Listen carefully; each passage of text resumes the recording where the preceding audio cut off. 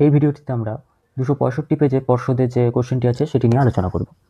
1 নম্বর question আছে যে থার্মোস্ফিয়ারের সর্বোচ্চ তাপমাত্রা কত? থার্মোস্ফিয়ারের সর্বোচ্চ তাপমাত্রা হয় হচ্ছে 1200 degree Celsius, option A.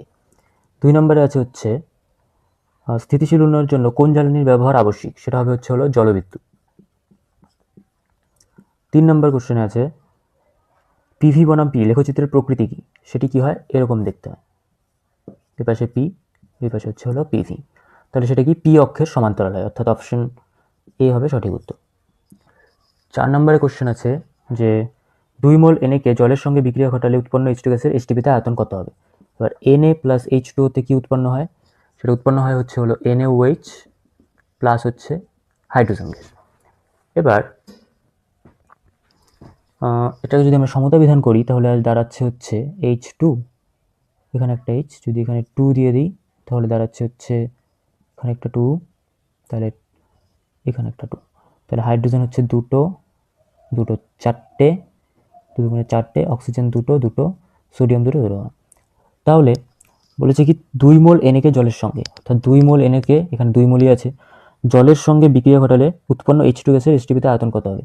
H2 gas কত হচ্ছে? 1 মোলই উৎপন্ন হয়েছে, তার মানে আয়তন হবে হচ্ছে 22.4 লিটার। 1 মোল যে কোনো গ্যাসের আয়তন কত হয়? 22.4 লিটার, অর্থাৎ উত্তর হবে হচ্ছে অপশন সি। তারপরে আছে হচ্ছে 5 নম্বরে 1.5 আছে হচ্ছে পিতলের দৈর্ঘ্য প্রসারণ গুণাঙ্ক 1.9 ইন্টু 10⁻⁶ হলে এর আয়তন প্রসারণ গুণাঙ্ক কত হবে? এবার আমরা জানি কি দৈর্ঘ্য প্রসারণ গুণাঙ্ক আলফার সাথে আয়তন প্রসারণ গুণাঙ্ক গামা হচ্ছে গামা বাই 3 সম্পর্ক, এই সম্পর্কটিতে থাকে। তাহলে দৈর্ঘ্য প্রসারণ গুণাঙ্ক যদি আলফা হয়, মানে আলফার যদি মান 1.9 ইন্টু 10⁻⁶ হয়, তাহলে এটা হবে হচ্ছে গামা বাই 3, তাহলে gamma is equal to 3 into 1.9 into 10⁻⁶। এটা কত হচ্ছে? এটা দাঁড়াচ্ছে হচ্ছে 5.7 into 10⁻⁶ per degree Celsius. 6 number কোশ্চেনে আছে হচ্ছে তাপ পরিবাহিতা একক কি হবে? A number option W metre inverse, অর্থাৎ watt metre inverse kelvin inverse. তারপরে আছে হচ্ছে 7 নম্বর কোশ্চেনে যে উত্তল দর্পণের ক্ষেত্রে বস্তু মেরু ও ফোকাসের মধ্যে হলে প্রতিবিম্বের অবস্থান ও প্রকৃতি কি হয়? সেটা হচ্ছে দর্পণের পেছনে, কারণ উত্তল দর্পণে সবসময় ওই অসৎ বিম্ব গঠিত হয়, তাহলে দর্পণের পেছনে অসৎ বিম্ব, অর্থাৎ অপশন এ হবে হচ্ছে সঠিক। 8 নম্বর কোশ্চেনে আছে হচ্ছে গ্লিসারিন এর মধ্যে কাঁচ নির্মিত কোনো বস্তুকে ডুবিয়ে দিলে বস্তুটি অদৃশ্য হয়ে যায়, কারণ এদের প্রতিসংখ্য সমান, অর্থাৎ অপশন এ হবে সঠিক উত্তর। গ্লিসারিন ও কাচের প্রতিসংখ্য সমান হয়। 1.9 আছে 1 কুলম্ব তড়িৎ আধান ইলেকট্রন থাকে, অর্থাৎ আমরা জানি কি তড়িৎ আধান Q is equal to N, অর্থাৎ ইলেকট্রনের সংখ্যা ইন্টু ইলেকট্রনের আধান, তাহলে এন ইজ ইকুয়াল টু দাঁড়াবে হচ্ছে কিউ বাই ই। কিউ বলছে 1 কুলম্ব আর ইলেকট্রনের আধান কত? 1.9 ইন্টু 1.602 ইন্টু 10⁻⁻19 কুলম্ব। তাহলে এটাকে হিসাব করলে আসে হচ্ছে 62.5 ইন্টু 10⁻17t, এতগুলি ইলেকট্রন হবে। 9 নম্বর কোশ্চেনে আছে হচ্ছে 10 নম্বর কোশ্চেনে আছে হচ্ছে 235U92, এটার থেকে একটি আলফা কণা বের হয়ে গেছে, তাহলে কি উৎপন্ন হবে? 231, কারণ আলফা কণা বের হলে ভর সংখ্যা 4 একক কমে যায় আর পারমাণবিক সংখ্যা 2 একক কমে যায়, তাহলে 90। এটা কার হবে? সেটা হচ্ছে থোরিয়াম, অর্থাৎ অপশন বি হবে হচ্ছে উত্তর। 11 নম্বর কোশ্চেনে আছে যে সবচেয়ে তড়িৎ ধনাত্মক ও তড়িৎ ঋণাত্মক মৌলগুলি কি কি? সবচেয়ে তড়িৎ ধনাত্মক হচ্ছে সিজিয়াম, সবচেয়ে তড়িৎ ঋণাত্মক হচ্ছে ফ্লোরিন। 12 নম্বর কোশ্চেনে আছে হচ্ছে সমযোজী যৌগে কোন ধর্ম দেখা যায় না? সেটি হচ্ছে তড়িৎ পরিবাহিতা, অর্থাৎ বি নম্বর অপশন হবে। 13 নম্বর কোশ্চেন হচ্ছে তড়িৎ বিশ্লেষণে দ্রবণে তড়িৎ পরিবহন করে কে? ক্যাটায়ন অ্যানায়ন উভয়ই, অর্থাৎ অপশন ডি হবে হচ্ছে সঠিক উত্তর, অপশন ডি। 14 নম্বর কোশ্চেন আছে নিম্নলিখিত অণুগুলির মধ্যে কোনটিতে ত্রিবন্ধন আছে? সেটি হচ্ছে C2H2, অর্থাৎ অপশন সি, এটি হচ্ছে acetylene, HC triple bond CH। 15 নম্বর কোশ্চেন আছে হচ্ছে বাতাসে কোন গ্যাসটির উপস্থিতির জন্য চকচকের উপর বাসন কালো হয়ে যায়? সেটা হচ্ছে হাইড্রোজেন সালফাইড গ্যাসের জন্য, অর্থাৎ অপশন সি হচ্ছে সঠিক উত্তর।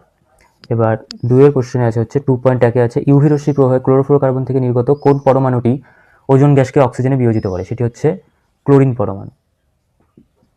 পরমাণু, 2.2 আছে কাঠ, কয়লা, পেট্রোল, ইথানলের মধ্যে কোনটি জীবাশ্ম জ্বালানি?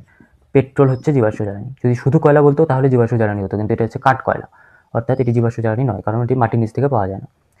পেট্রোল হবে হলো জীবাশ্ম জ্বালানি। 2.3 সানবার্ন কি? সানবার্ন হচ্ছে মানে যদি সূর্যের প্রখর তাপে যে মানে ত্বকের মধ্যে যে ক্ষতিগ্রস্ত সৃষ্টি হয় তাকে বলা হলো সানবার্ন। ঠিক আছে, সূর্যের প্রখর তাপে ত্বকের ক্ষতি হওয়াটাকে বলা হলো সানবার্ন। 2.4 আছে হচ্ছে সার্বজনীন গ্যাস ধ্রুবক আর এর মাত্রা। আর এর মাত্রা হবে হলো ml² T⁻⁻² মোল ইনভার্স আর হলো kelvin inverse.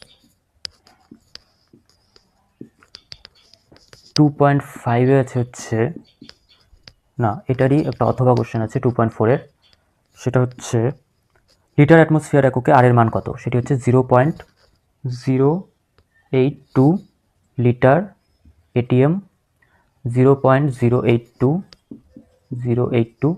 Litre ATM mole inverse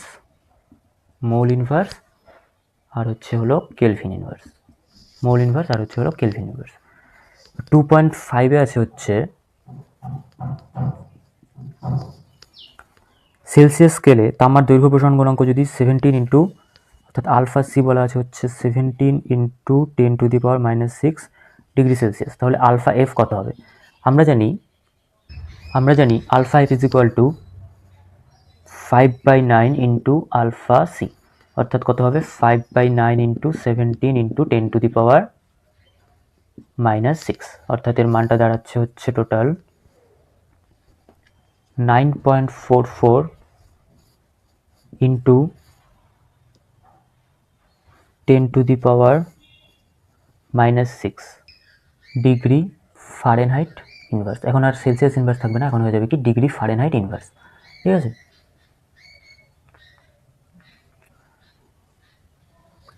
তারপরে অথবা কোশ্চেনে আছে হচ্ছে শূন্যস্থানে তাপ পরিবাহিতাঙ্কের মান কত?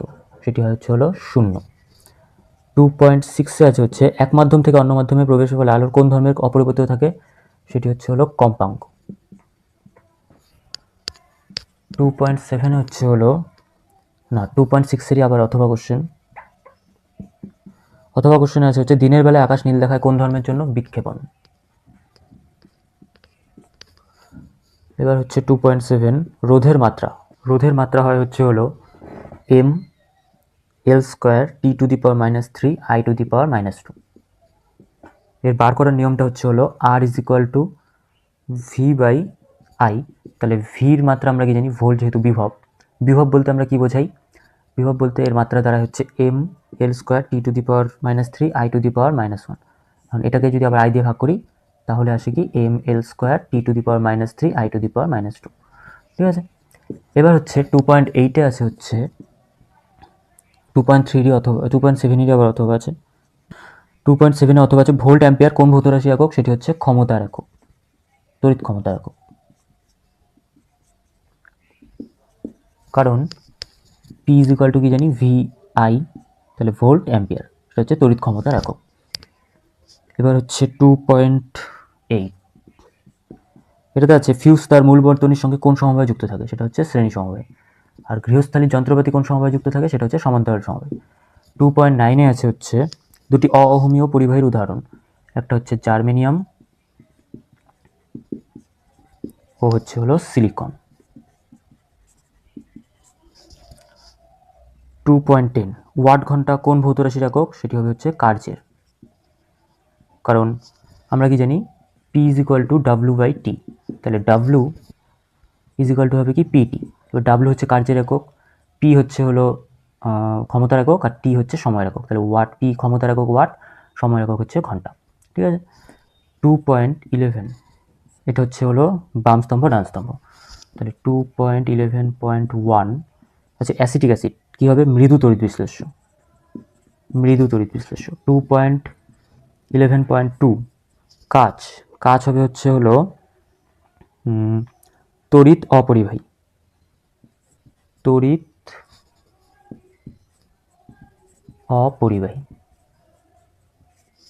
তারপরে হচ্ছে 2.11.3 এটা হবে হচ্ছে হলো সর্বাধিক তড়িৎ ঋণাত্মক মৌল কী হবে? ফ্লোরিন।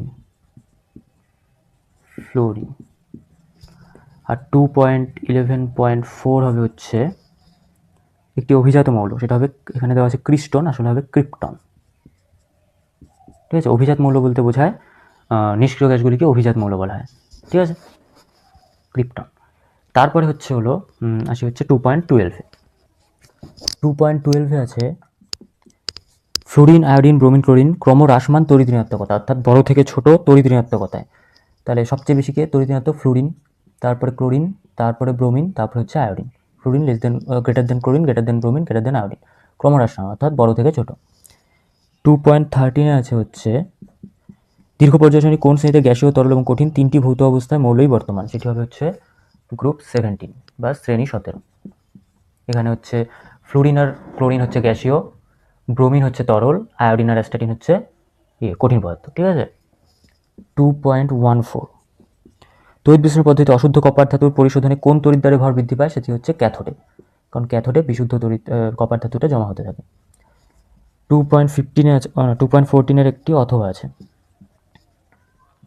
সেটা হলো রূপোর উপর সোনার তড়িৎ লেপনে তড়িৎ বিশ্লেষ্য রূপে কী ব্যবহার করা হবে? সেটা হচ্ছে পটাশিয়াম অরো সায়ানাইড, CN তার হোল 2, পটাশিয়াম অরো সায়ানাইড।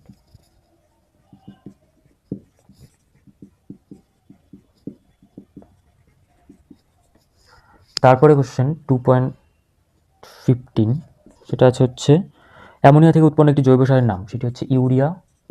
আর তার সংকেত কী হবে? সংকেত হচ্ছে NH2CO NH2। এটা হচ্ছে অ্যামোনিয়ার ইউরিয়ার সংকেত। 2.15-এর অথবা আছে, বলা আছে সিলভার নাইট্রেটের জলীয় দ্রবণে H2S গ্যাস উচ্চারণ করলে যে কালো রঙের অধক্ষেপ পড়ে তার সংকেত কি? সিলভার নাইট্রেট অর্থাৎ AgNO3 তার সঙ্গে H2S গ্যাসের বিক্রিয়ায় উৎপন্ন হয় হচ্ছে হলো Ag2S, অর্থাৎ এটার জন্যই কালো রঙটা সৃষ্টি হয়, তার সাথে এমনি HNO3 উৎপন্ন হয়ে থাকে। তারপরে হচ্ছে হলো 2.16-এ আছে হচ্ছে মেলামাইন প্রস্তুতির জন্য কোন যৌগ ব্যবহৃত? অ্যান্সার হবে হচ্ছে হলো ইউরিয়া।